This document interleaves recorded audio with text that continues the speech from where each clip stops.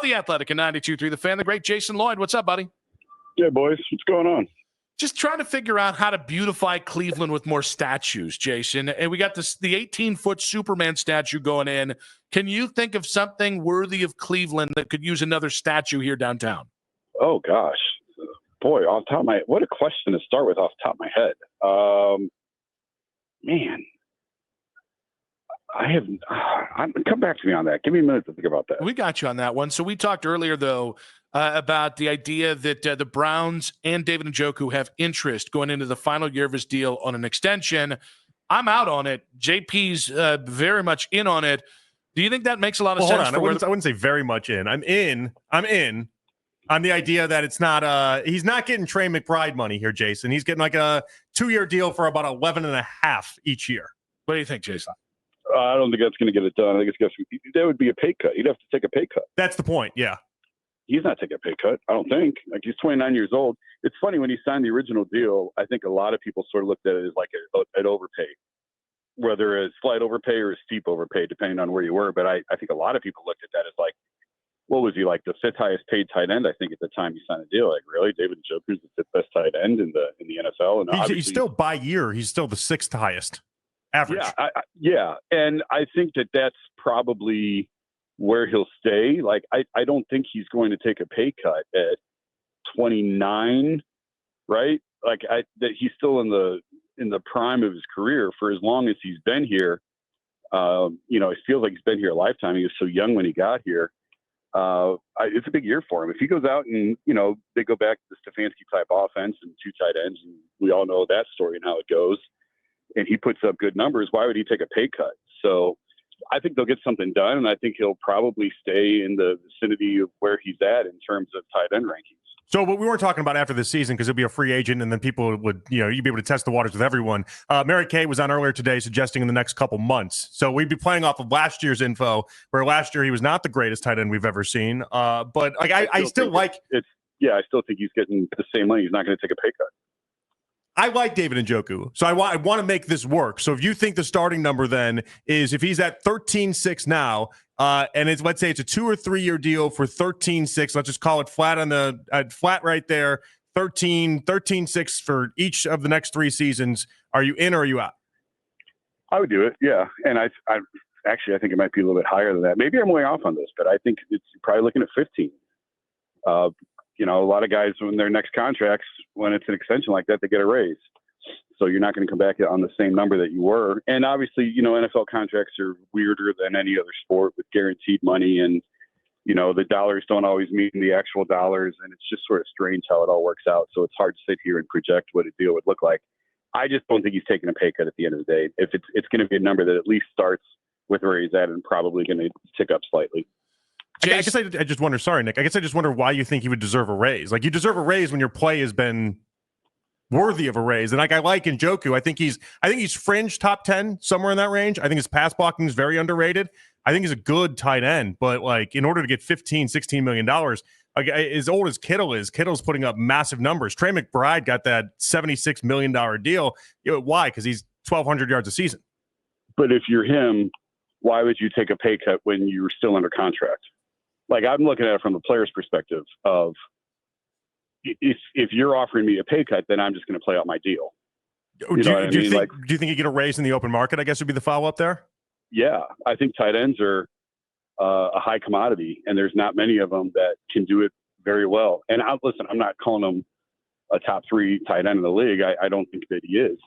But I think he's better than what he showed last year. And so if you're him and they're offering you a pay cut, why would you take that?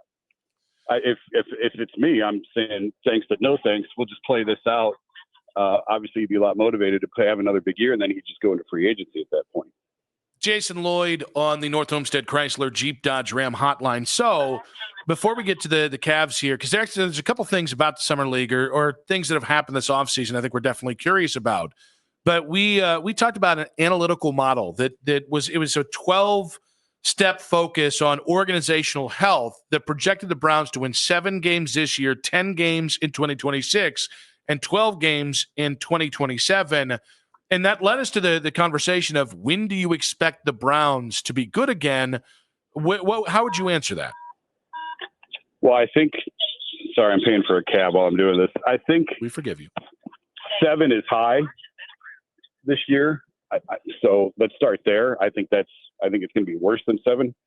When are they going to be good again? It depends if they get the quarterback right. If you get the quarterback right, I mean, Jalen Daniels and Commanders were a best case scenario, right? Like that's an absolute best case. Realistically, I think you're probably looking at year 2 of mystery quarterback X. So probably 3 years away is when you're really back in contention. This year is I've called it a transition season, a bridge season, a tank season, whatever word you want to use. That's what this year is to me. And then you get the quarterback in place as a rookie, build the pieces around him, see what you've got, and then I think you're really ready to go in year 2. And I mean, isn't that kind of how it went in 2018 with Baker's rookie year? Like you had a good feeling about it. You felt like you had your guy. They were by no means Super Bowl contenders, but you felt like you were headed in the right direction. And then in 2019, it really felt like things were starting to fall into place and you were able to really sort of see the runway in front of you. A lot of talk has been made about the ESPN rankings using coaches and executives and having Myles at number 1 over TJ Watt.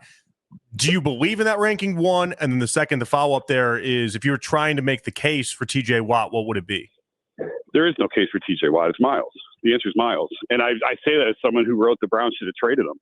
But it was never, when I wrote that, it was never about Myles' play or his ability on the field. I've talked to NFL coaches who say TJ Watt's a lot easier to block than Myles. So all you have to do is put the fullback on that side or put the extra blocker on that side, and you can take him out of the play much easier than you can Myles.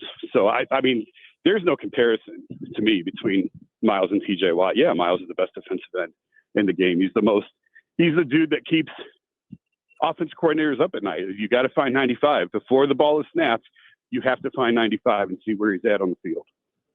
Jason, looking to the Cavaliers, actually, I know you're in Summer League. I thought it was really fascinating that everybody just kind of accepted, and you had GMs openly talking about the second round of the draft, where agents were pushing players where they want to go, like Tyrese Proctor being a top 40 prospect that went 49th to the Cavs.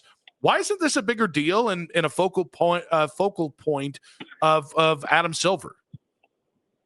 Why isn't what a bigger deal? The agents steering players certain ways in the draft, certainly in the first round. But, I mean, maybe there are 20 picks impacted by this in the second round this year?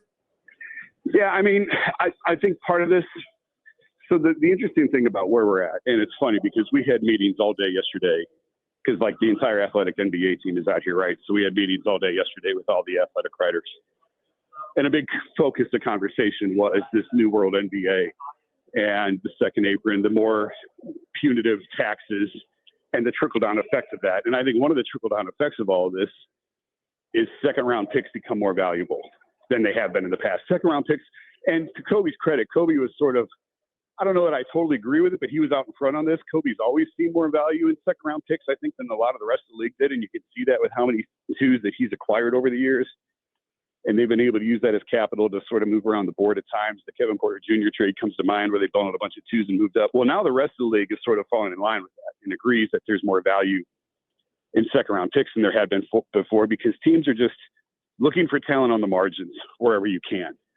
In terms of agents steering guys to teams or to places, that's been going on for generations. So I don't think it's as big of a deal as some others have. Like, if you're calling him a top 40 talent and he falls to 49, is that really that much of a fall? You know, I don't know that it necessarily is. And if it's a guaranteed spot for the kid, then, you know, all the better. And if he was really a guy, I'm just going to throw out a team. I don't remember the draft order. If it's a guy the Hawks really wanted, the Hornets really wanted, you're not going to care what the agent says. You're going to take him at 42, 43. You're not, you know, like at that point, it's 43rd pick. You can tell him, well, I'm sorry you feel that way, but he's coming here. We're taking the guy. So I think a little bit too much has been made of that, but it's a great situation for the kid, obviously, to be able to get a roster spot as a second-round pick on day one and sort of have that locked in. Are you sensing the hype around Summer League and Cooper Flag and Bronny? The courtside seats are $2,600 a ticket here, Jason. That's insane. That's totally insane. I actually just walked into the arena. I just got to the arena. The Cavs tip in about 45 minutes. And then that game is after, so I'll stick around and watch that game. Yeah, of course, I'm curious to see Cooper Flag. But for a Summer League game, that's like, I mean, that's not finals prices. I'm sure finals prices would be much higher. But I mean, I just paid $9 for a bag of M&Ms and a stick of gum, a pack of gum. So I guess I shouldn't be shocked that it's $2,600 for courtside seats in Summer League. Jason, we had Bill Ryder on the station earlier this week, and he said he believes Donovan has 2 more great years left before there's the begin of a potential decline. Is that a fair thing to think about if you're the Cavs, or is that maybe a little too punitive? Why are you doing this to me? Because I love you. Listen, Donovan's under control for 2 more years. His next contract starts at $65 million. I think the Cavs have to think very long and very hard if you want to invest $65 million a year into Donovan Mitchell, given some of the calf problems he's had, lower leg problems that he's had. Like I keep writing, they're going to have to make hard decisions. Their window is the next 2 years, and then they're going to have to make hard decisions. And I'm trying to leave it there because I don't want to, it's just not worth sounding alarms on anything. But I mean, do you want to pay Donovan Mitchell $65 million? No. So that's a conversation for later. We don't need to worry about that now. He's here for 2 years, and they've got a really good team. They're a championship contender, and I say focus on that for right now. But yeah, they're going to have some really hard decisions that they're going to have to make in the coming years. But we're not there yet. Is the LeBron conversation dead to you, or is there still something a little intriguing about it all?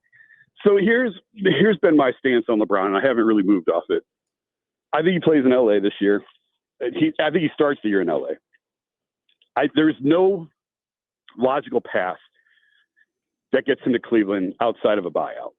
And I don't know why the Lakers would do that. Certainly not at this point. The Cavs are not going to gut their roster for him, nor should they. And at $52 million, it's just a really hard number for teams to get to. Like New York, actually, if it's anything, I think the Knicks make a ton of sense. From the Lakers' perspective, because again, you got to look at this from LA's perspective. The $52 million in cap space is valuable to them after this year. So, okay, you could trade LeBron to the Warriors for Jimmy Butler, but what good is that to the Lakers? Does Jimmy Butler really help you right now? No, I think the $52 million in cap space is more valuable to them going forward because this is all about Luka, and this is about who pairs well with Luka for the next 10 years. So, if we get to the trade deadline and the Lakers are 5th in the West or 6th in the West, and they're a couple games over 500, but it just doesn't look like it's going well, maybe we have a different conversation then. But at this point, the only feasible path that I think would get him here would be a buyout. I don't see LA doing that. So I just think it's moot. I think he starts the year in LA just because it's so hard. Outside of a Knicks trade for Cat, which works. And I have no idea if the Lakers would be interested in pairing Cat with Luka Doncic. But, Mike Brown in New York, I mean, LeBron is very comfortable playing for Mike. That's well known. So that was sort of a neon sign when that happened of okay, what's going on here? But right now, as we stand here now, you ask me what team is he opening the season on, I just think it's the Lakers. All right, Jason, this is going to be a 2-part before I let you go. One, have you come up with an answer on the statue thing? A guitar, right? We need another guitar, don't we? I like that. Yeah, a nice guitar. You could just get one of every rock instrument and put it around town. As long as it's the biggest guitar. I'm actually sick of the guitar because every logo for every All-Star or anything that comes to Cleveland, it's always a guitar. Guys, can we come up with something else? Just wait till the Rockers come back. All right, and there's a Twitter account that basically said, post your Cavs all-time starting 5. I want you to grade mine. Mark Price, Ron Harper, LeBron, Larry Nance Sr., and Brad Daugherty. I mean, I'll take the starting 5 from 2016 because they won a championship. How's that? That hurts my 7-year-old feelings there. He's telling you he wanted Kyrie in that lineup. Yeah. I'm sorry. I think Mark Price fits better with LeBron. I mean, Kyrie hit the biggest shot in franchise history. And I say that as someone who freaking loved Mark Price as a kid. I loved Mark Price. Doesn't sound like it. If Mark Price played in this era, if he'd have played 10 years ago, he'd have been a beast with the 3-point shot and everything else. But man, it's hard to. But the only team that's won a championship in the last 50 some odd years, I think I'll just take that starting lineup and call it. Jason, enjoy your $9 gum. We appreciate you, buddy. Thank you. I'll see you guys.